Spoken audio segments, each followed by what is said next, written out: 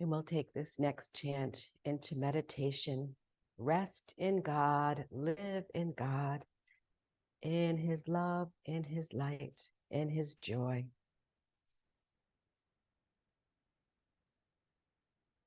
Here we go.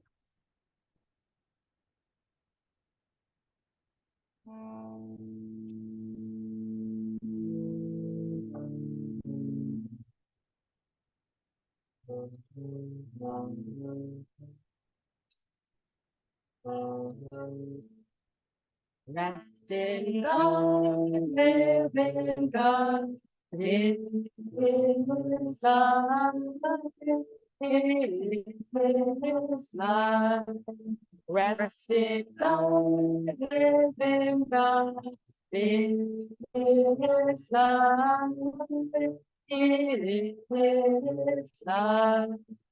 Rest in God, live in God, in His love, in His love. Rest in God, live in God, in His love, in His love. Rest in God, live in God, in His joy, in His joy. Rest in God, live in God, in His love, in His life. Rest in God, live in God, in His love, in His life.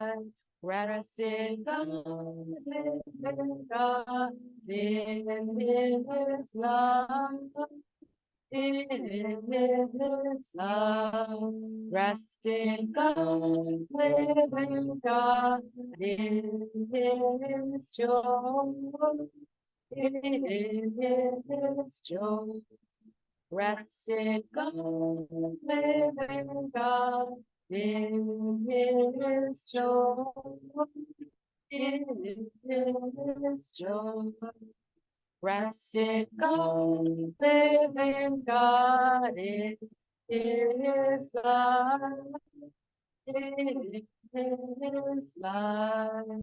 Rest in God, live in God, in His love, in His love. Rest in God, live in God, in His joy, in His joy.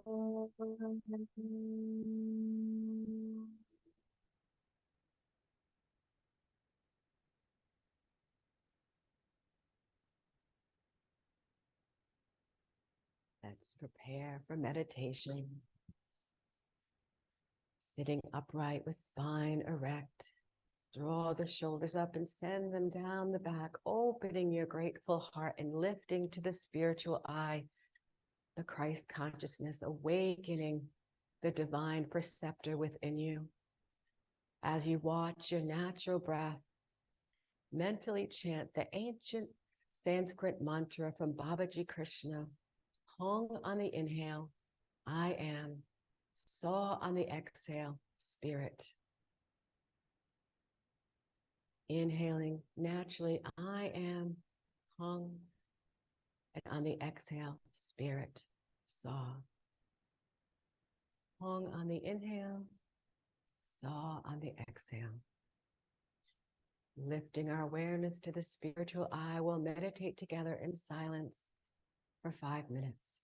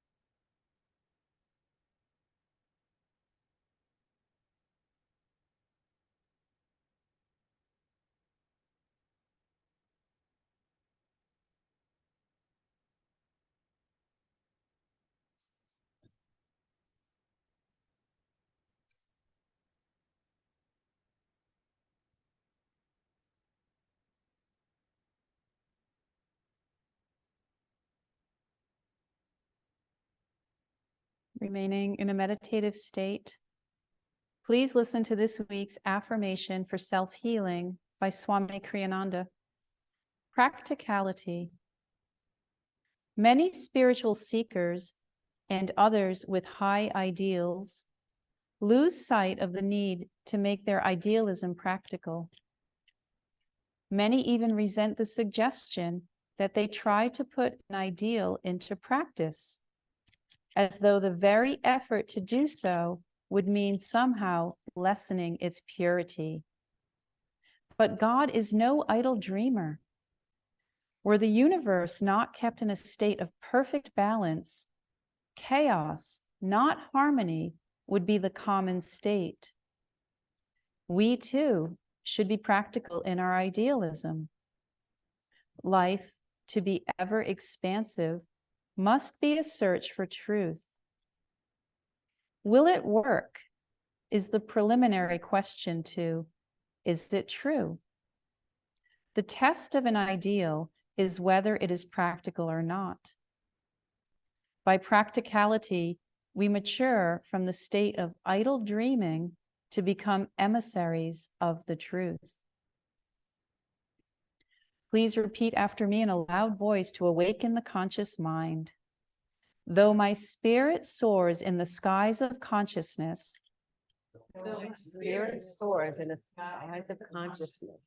my feet and hands labor here on earth.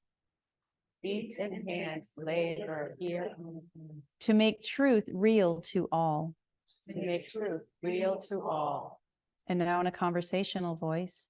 Though my spirit soars in the skies of consciousness. My feet and hands labor here on earth. To make truth real to all. And now repeating the affirmation in a whisper to bring it into the subconscious mind. Though my spirit soars in the skies of consciousness, my feet and hands labor here on earth to make truth real to all.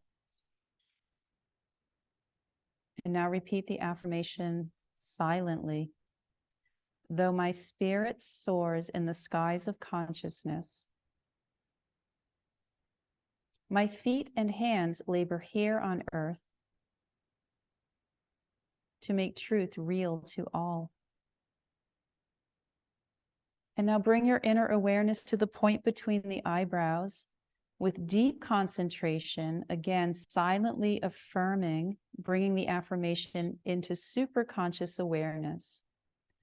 Though my spirit soars in the skies of consciousness, my feet and hands labor here on earth to make truth real to all. Though my spirit soars in the skies of consciousness, my feet and hands labor here on earth to make truth real to all.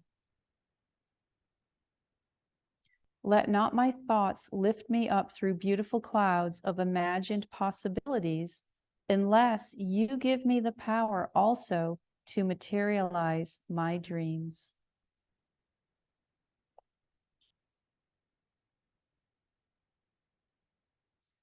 And now we'll have our reading from Rays of the One Light.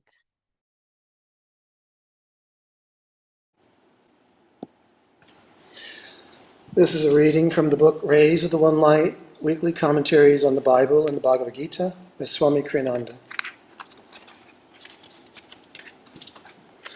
Week 50, Living in the Presence of God. Truth is one and eternal. Realize oneness with it in your deathless self within. The following commentary is based on the teachings of Paramahansa Yogananda. In the Gospel of St. Matthew, chapter 25, we read of a king, capitalized, for the references to God, who welcomed certain devotees to the divine consciousness, saying, I was hungered, and you gave me meat. I was thirsty, and you gave me drink. I was a stranger, and you took me in. naked, and he clothed me. I was sick, and he visited me. I was in prison, and you came unto me. The elect asked him when it was they had served him in these ways, and the king answered, Verily I say unto you, inasmuch as ye have done it unto one of the least of these my brethren, ye have done it unto me. To see God as residing in every human being, as indeed he is to open oneself to limitless opportunities for serving him. Paramahansa Yogananda, in Autobiography of a Yogi, described a saint who lived in this consciousness as the greatest man of humility I ever knew. He described a seemingly chance encounter with this saint. Another day found me walking alone near the Howrah railroad station. I stood for a moment by a temple, silently criticizing a small group of men with drum and cymbals who were violently reciting a chant. How undevotionally they used the Lord's divine name in mechanical repetition, I reflected. My gaze was astonished by the rapid approach of Master Mahashaya. Sir, how come you are here? The saint, ignoring my question, answered my thought. Isn't it true, little sir, that the beloved's name sounds sweet from all lips, ignorant and wise? He passed his arm around me affectionately. I found myself carried on his magic carpet to the merciful presence. If you would see God, watch for him everywhere. If you would hear his voice, listen for it in all sounds, and also in their supporting silences. If you would know God, seek his wisdom behind merely human knowledge. The Bhagavad Gita in the 6th chapter states, One who beholds my presence everywhere, and in all things dwelling equally in me, he never loses loving sight of me, nor I of him through all eternity. Thus, through Holy Scripture, God has spoken to mankind.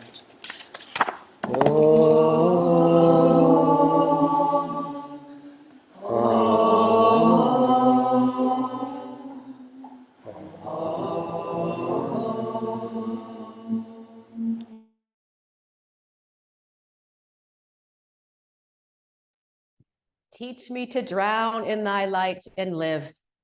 I come to thee with the songs of my smiles. Whatever treasures have lain in the secrecy of my soul, I bring eagerly to thee. I bring thee all the honey from the hive of my heart. All that was ever mine is now thine alone. The sunlight of this world shining upon my eager hopes and brief fickle fulfillments burned me repeatedly with dissatisfaction. Now I will quench my thirst forever in thy radiant waters.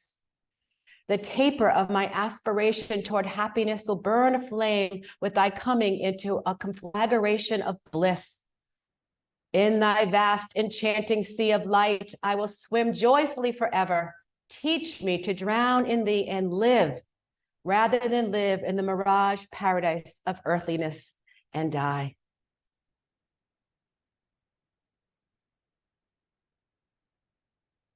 What a beautiful reading, and what a beautiful opportunity to share this time of year, the power of learning how to be present in the divine. And at this beautiful time of year, the Christmas season, the Christmas season, we're all called to live in the holy presence of God, to give ourselves the best present ever. The best Christmas present ever is presence, right? It's presence in the beloved. And we can carry with us the Christmas spirit this day and every day. It's that feeling of within us that sparks this awakening of joy and love and peace on earth. And that spark begins with us. When I was a little girl, my Nana, and I've told lots of Nana stories, she's a beautiful, intuitive, and the closest person I think I've ever had in my life. And she would tell me this story oftentimes at Christmas. And her and grandpa, they owned a general store. It was kind of like a Benny's store. It had like appliances and toys and little gifts and all kinds of things. And every year it was a busy, busy Christmas. And after this busy Christmas Eve, everything was sold. all the Christmas presents, everything, except for one layaway, everything was gone. And so they walked home that night from the store, and they were so grateful for all the Christmas sales. And they just walked home. They were exhausted, but really happy that everything had gone so well.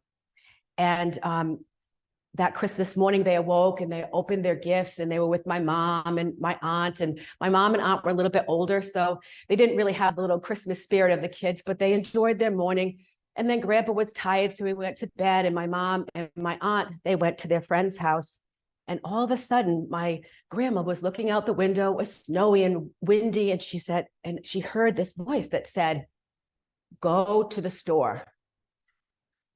And she said, "What? I'm not going to the store. It's freezing out. It's Christmas. I'm not going to the store." And even louder, this inner voice, and her intuition was always so beautiful, said, "Go back to the store." And so she did. She put her coat on. She told Grandpa, and she walked to the store. It was about maybe 8 blocks down. And all of a sudden, she saw 2 little boys outside the store. They were freezing cold. They had no hat and gloves. They were standing outside the store. And she walked up to, she said, "Boys, what are you doing here?" "Oh, we knew you'd come. Thank you so much," said the older boy. He was probably about 8. "My little brother, he didn't get Christmas. We have $3. We have to get him a Christmas present." So Nana opened up the door, and there were no toys left. But she remembered that one layaway. And so she went, and she said, had no idea what it was. And the little boy said, "I want a pair of skates." And miracle upon miracle, they opened the package, and it was a pair of skates. And miracle about miracle about miracle, it was his size. And that little boy, little Teddy, he was so, so happy. And he lit up. And the joy that she saw in his face, that is what, in his eyes, that's what Nana really felt like. Her Christmas spirit returned to her in that moment when she saw that light up. And she said, "Keep your $3, buy some hats and gloves." And they went on. And she said, "But how did you know I would come?" And the little boy said, "Jesus told me." So my Nana came alive in that Christmas presents, and she had the most beautiful day. And she would always tell me about it every Christmas, as, you know, we prepared for this holy season and for the birth of Jesus, the importance of connecting with people, and the love and the joy, and that knowing spark, that Christmas promise that we all have of really knowing the true meaning of Christmas is to connect with God. And so Yogananda said that God is love. The simplest way to follow God is to follow love. Love is patient, it is kind, it's not envy, it does not boast, and it's not proud. It is not self-seeking. It is not angered. It does not keep a record of wrongs. Love delights in truth. Behold God's presence in everyone. Isn't this what the Christmas spirit is about? To see God residing in everyone. When we look across the room and see each other, to see God residing within each one of us. And in the reading, Yogananda speaks of the Master Mahashaya in the reading, a great, great, great saint. And he called him the greatest man of humility. And in the story, Yogananda was walking through the streets, and he became judgmental. He said, "How undevotional that chanting is. That sounds terrible. And how undevotional, isn't it true, little sir?" said. So after he said that, Master Mahashaya said, "Isn't it true, little sir, that the beloved name sounds sweet in all lips?" And Yogananda found himself carried in the magic carpet of merciful presence. So Master Mahashaya brought Yogananda into God's presence. This is an example of what can happen when we rise above the ego that lives in judgment and negativity and fear. Judgment is ego. All judgment is arrogance, and it pulls us downward. Humility brings us and uplifts us to the merciful presence. And it's really amazing because in the autobiography of a yogi, 2 more times this example is really shown to us. Yogananda gives us this example of the lower vibration of judgment and that higher vibration of humility. It's a quality of the divine. Humbleness is the open gate with the divine flow of mercy and power. And this is how we open the flow to receptivity in our souls. So the two stories I'd like to tell you from the autobiography are from the Kumbh Mela. And this is a yearly festival in India, and everyone comes from all over, millions and millions of people. It's this holy festival. All sadhus and holy men and people come to pray and to worship and to celebrate God. And in the first story in the autobiography of a yogi, the guru of Sri Yukteswar, Lahiri Mahashaya, he was wandering through the crowd and looking at the sadhus and all the holy men and everything. And he saw one holy man, and he saw him with the ash on his face, but he had a begging bowl. And in his mind, he said, that's a hypocrite. That is not a holy man.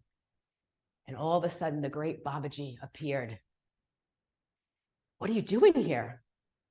Babaji said, I am washing the feet of this devotee, and then I shall clean his utensils. Smiling. And Lahiri knew in that moment that he was saying, criticize no one. In the second story, the third story actually in the autobiography that really tunes into the frequency of rising above judgment and criticism, there was a beautiful story where it's about Sri Yukteswar meets his guru, Lahiri Mahashaya, and they are at the Kumbh Mela again. And Babaji appears to Sri Yukteswar in this crowded festival, and Babaji says, what do you think of this holy festival? And Sri Yukteswar says, I'm greatly disappointed, sir. Saints and this commotion, they don't belong together. And Babaji, once again, child, for the faults of many, judge not the whole. There are many sadhus here wandering delusion, but also there are few men of great self-realization. So these three stories, really important, all three of them really showing us the same thing, that to live in the presence of God, we must be humble. We must refrain from judgment. We must not let our ego believe that we're here and someone's there. That's the separateness that opens the gap, that makes us go away from each other instead of together. And so be humble. Judgment divides us. It is arrogance. Our self-realization gurus show us this example of how to live in God. So there was Yogananda, Master Mahashaya, Babaji, Lahiri, Sri Yukteswar, all of them showing us, not that they judged, but showing us in this human experience how easy it is to judge and how it disconnects us from our spiritual ambition, our spiritual opportunity for growth.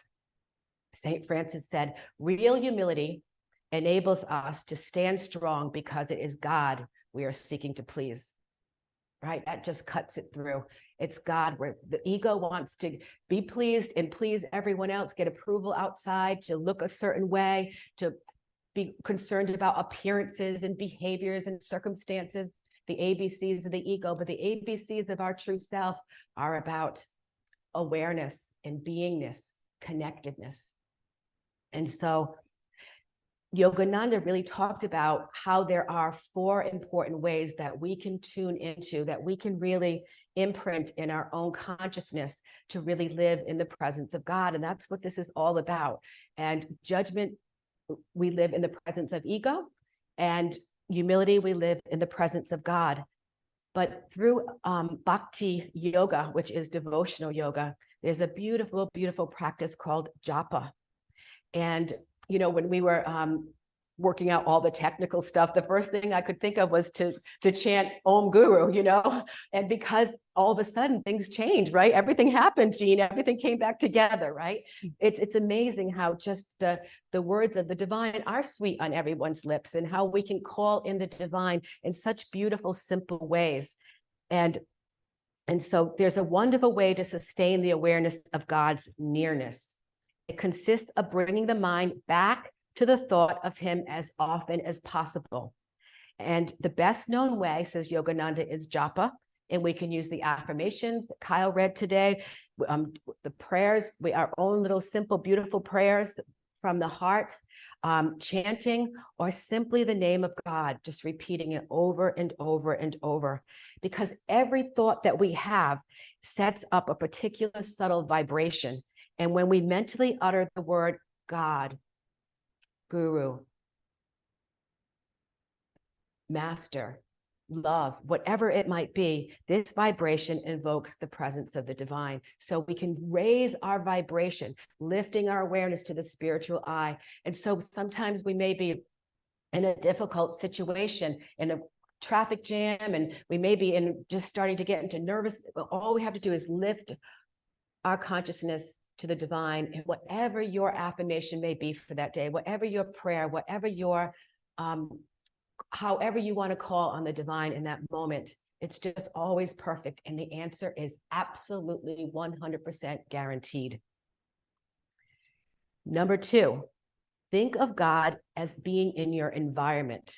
So, tuning into nature. I had this beautiful morning this morning. I went on a beautiful walk in Wickford from Wilson Park, and it goes all through over a bridge and into Wickford town. And I met this little girl, Lucy, and she was running down the path, and she saw my little Bodhi, and she saw Olivia, and she said, "What are their names? They're so cute," and I was like, "Bodhi and Olivia," and she's like, "Bodhi's my brother's name." I was like, "Well, it means enlightened one. Does he bring light to the world?" She said, "Oh, definitely," and she was just, "Can I pet them?" And just this beautiful little girl. And you could see like how uplifted she was on this beautiful morning. It was sunny and 65, I think. And we were walking in this beautiful nature. She was with her mom. She's probably about 4 or 5. And you could just see how just naturally uplifted being outside and connecting with all the beautiful beings, the little 4-leggeds of God. But as we think of God as our environment, as we persevere in this practice of just being in nature and tuning into our natural connection with the divine, the awareness increases both as we're outwardly active and as we're in meditation. So it really is that we can go on a walking nature meditation.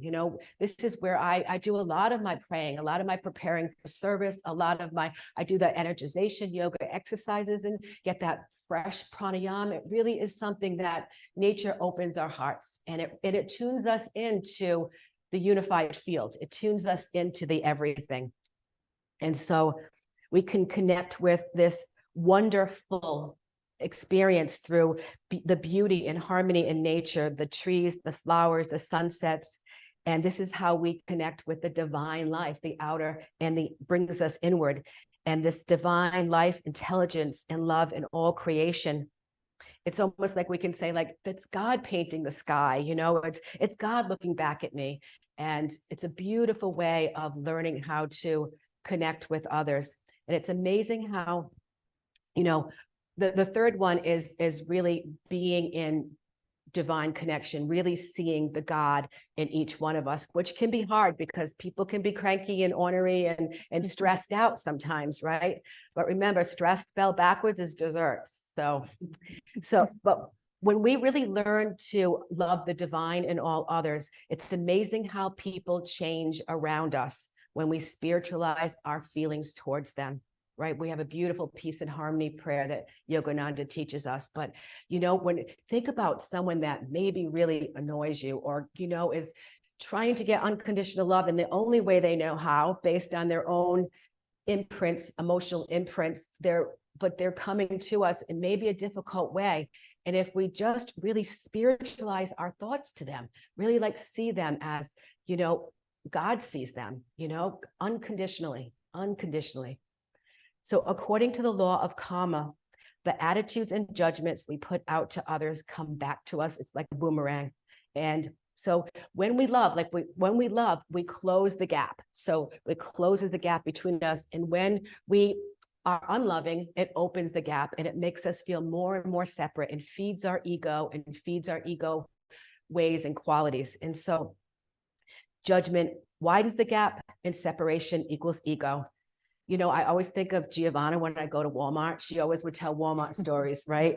And I just love her, and I think of her, and I play this little game because she taught us that, and she said, And I think of it and I'm like, God, you're looking handsome today, right? And then I'll see someone else like, God, very cool, those sunglasses, and God, you're so kind to that customer, and just, just see the divine, see God or spirit or source, whatever it is that to your word for it. But it's like, however we begin more and more to see within each other the divine presence, something happens within us that the ego doesn't have the power to disconnect us from our joy, our natural state of being, our love, and our peace. It's always within us. We can tune into it at any moment. It's always ours. This Thanksgiving was so beautiful. And I talked about thanks living, and how appreciation, we can live in thanks, and appreciation grows the power to live in God. But, this Christmas, we can vow today, we can really vow to bring peace, love, and harmony to everyone we encounter. Let's take that vow together of really deciding that we're going to hold the Christmas spirit in our heart, and we're going to let it ripple out to everyone whom we meet. There was a devotee that said, whenever I would walk into Master's rooms distracted or stressed, he would always say, Yogananda would always say, why don't you keep your mind here, pointing to the spiritual eye? We can train our mind to stay uplifted and to see from the higher perspective everyone we meet. We can look up and away from the downward forces of the ego and the judgment. And so we have the bhakti yoga, the japa, we have thinking of the presence of God, we have the power to see the divine in each other. And also we have divine energy. We can call it in. This is a wonderful thing when we're feeling low in energy or stress. This time of year can bring up a lot of grief and loss and difficulties for people. But energy brings us to God's presence. The Bible speaks of a flow of energy, a steady rush of life from the one source of all life. It is a real presence, a live, active spirit inside all of us who truly believe. An endless, bubbling spring that we can count on when we are feeling the need for restoration. When our vitality is low, God has endless resources that can replenish us. He never gives us more than we can handle. He can provide a vibrancy that ever flows and ever flows through those who need the most refreshment. Thank you, God. You are the doer beyond it all. Let us live in God in this beautiful season as Jesus did, with energy, with unity, with japa, with nature, with humility. And this is the time of year we are called to a higher way of living, to awaken within us the Christ consciousness, to see God in everyone is to open to the Christ consciousness and the limited possibilities as Jesus did, as Jesus served humbly and joyfully. Let's open our hearts to God evermore this Christmas. Christ was born in the cradle of every living heart. May we keep our hearts open to the divine and live in that beautiful presence forever and forever.